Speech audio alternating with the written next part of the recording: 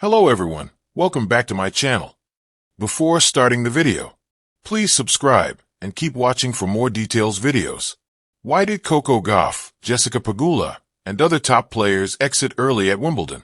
Former Serena Williams coach has his say. Coco Gauff and Jessica Pegula were among the high-profile casualties at Wimbledon, and renowned coach Mouratoglou believes the packed tennis calendar is largely to blame for the slew of early exits.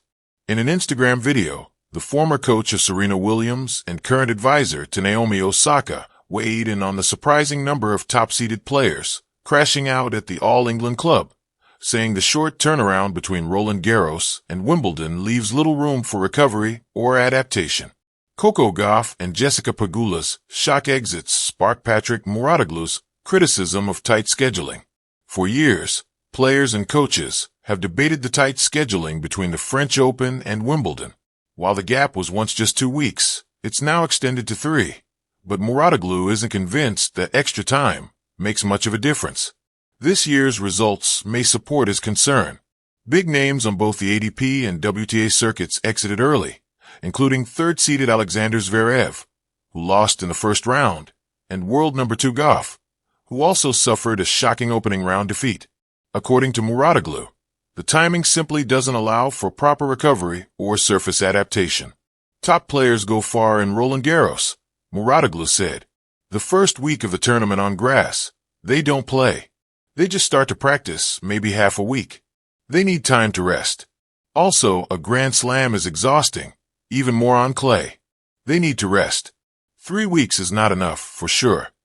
He emphasized how different the clay and grass surfaces are and pointed out that many players only spend 2 to 3 weeks on grass per year, a period far too short to master the surface. This switch is so brutal, he continued. Clay, where the bounce is very high, you're sliding, compared to grass, where the bounce is low. The ball accelerates off the ground, and the movement is all about small steps. The serve becomes crucial. It's crazy to have so little time to get used to those conditions. Mouratoglou also highlighted the mental toll, stating that players who go deep in Paris often arrive at Wimbledon mentally drained. You are completely empty, he said. You need to recharge the batteries and reset for a new goal that is happening almost right now. Big names fall early in a Wimbledon riddled with upsets. This year's Wimbledon underscored Mouratoglou's concerns, with a slew of seeded players losing in the first or second round. On the men's side, seeds such as Daniil Medvedev, Lorenzo Musetti, Jack Draper, Holger Rune, and even Stefanos Tsitsipas, who retired during his opening match, were among the early casualties. The women's draw was equally chaotic, with Pegula, Jasmine Paolini, Paula Badosa, Qin Wenjung, and Leylah Fernandez all bowing out in the early stages. In his Instagram post, shared during the second week of Wimbledon, Mouratoglou also reflected on the broader challenges of the tennis calendar. You have a Grand Slam in January, and then you have 3 Grand Slams between basically June and August. The concentration is crazy, he said. The US Open is a bit better. Players play 80% of the year on hard court, so the adaptation is almost immediate. He also acknowledged that shifting the schedule isn't easy due to weather constraints in host cities like Paris, London, and New York. Wimbledon is all about tradition, he added. So tradition don't change, so I don't think they're going to change. A rundown of ATP and WTA seeds who crashed out early at Wimbledon this year. ATP. 3. Alexander Zverev, first round. 4. Jack Draper, second round. 7. Lorenzo Musetti, first round. 8. Holger Rune, first round. 9. Daniil Medvedev, first round. 12. Frances Tiafoe, second round. 13. Tommy Paul, second round. 16. Francisco Cerundolo, first round. 18. Hugo Humbert, first round. 20. Alexei Popyrin, first round. 21. Tomas Makak, second round. 23. Jiri Lehecka, second round. 24. Stefanos Tsitsipas, first round, retired. 25. Felix Auger-Aliassime, second round.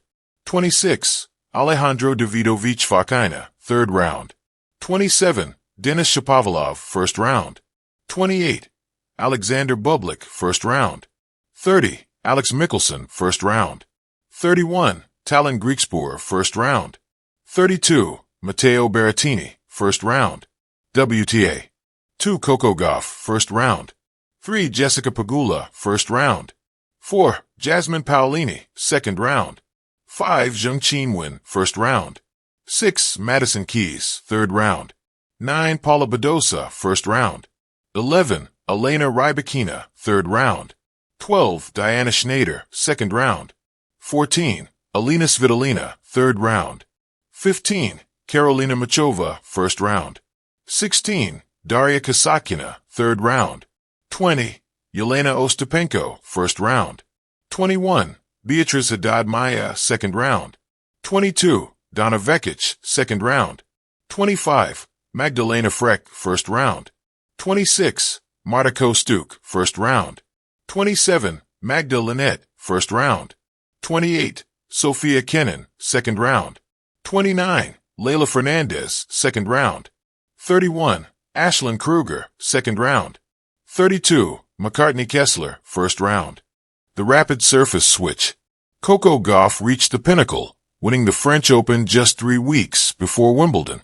But she admitted the turnaround was brutal. The deep run in Paris left her mentally overwhelmed and struggling to adapt to grass and time.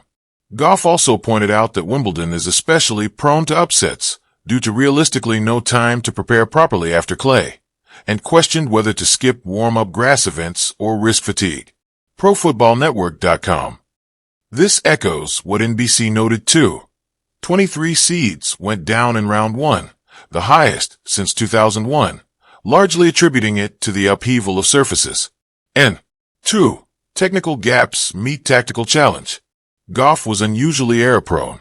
29 unforced errors, 9 double faults, and just 6 winners against Yastremska, underscoring her serve and forehand weaknesses on grass. Meanwhile, Pegula, despite her strong baseline play and recent grass title, served at just 50% and tallied 24 unforced errors. It was her first-round Grand Slam loss since 2021. Grass courts amplify even subtle flaws in serve reliability and movement, exactly what Gauff and Pegula exhibited. 3. Aggressive grass quarters and confidence. Low-ranked, grass-savvy players seized the day. Diana Yastremska, ranked number 42, broke Gauff multiple times and seized control with big shots, continuing form from Nottingham. Elisabetta Cacciaretto, number 116, dismantled Pegula 6-2, 6-3. Her aggressive style, 17 winners to Pegula's 5, left the higher seed reeling. Grass blunts heavy baseline play, but rewards assertive, low-to-the-net tactics, an ideal look for these underdogs. 4. Heat, pressure, and tournament stress. Wimbledon's scorching 33 degrees Celsius temperatures, coupled with rain delays, added hustle and fatigue, in parts cited by The Times. The Times CEO.UK. This, plus expectations for medal contenders, likely layered extra stress for American stars under the spotlight. 5. Former Serena coach on courtcraft correctives. Rick Matchey, well known for nurturing a teenage Serena, offered a strategic lens. The key for Coco on grass will be controlling the center of the court and making the baseline her closest friend going forward on the forehand. He emphasized mental equilibrium. Don't get too high or low. And stress tactical dominance, especially over forehand direction and court positioning. Tactical insights from experts. Rennie Stubbs, a former coach for Serena and Serena's last, also flagged Gauff's serve and forehand as weak links under pressure, advocating for technical tweaks beyond mental coaching. This resonates with Reddit discussions, too. Rennie was 100% spot on. Brad knows there's an issue with her forehand and serve. Players are onto her game, and her losses are adding up. Reddit.com. What it all means. Clay success is not equal to grass dominance. Even champions struggle without adaptive prep. Grass penalizes error, rewards aggression. Big balls and big serves can rewrite expected outcomes quickly.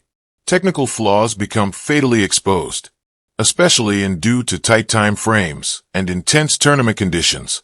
Mental resilience and strategic nuance matter. As coaches like Matchey and Stubbs highlighted, it's not just about power, but precision, positioning, and composure. Looking ahead, Road to redemption. Gauff insists she'll return, still focused on improving on grass, aiming to recalibrate before the U.S. Open. Pegula likely pivots to aggressive summer hardcourt events where her serve and rally skills can shine.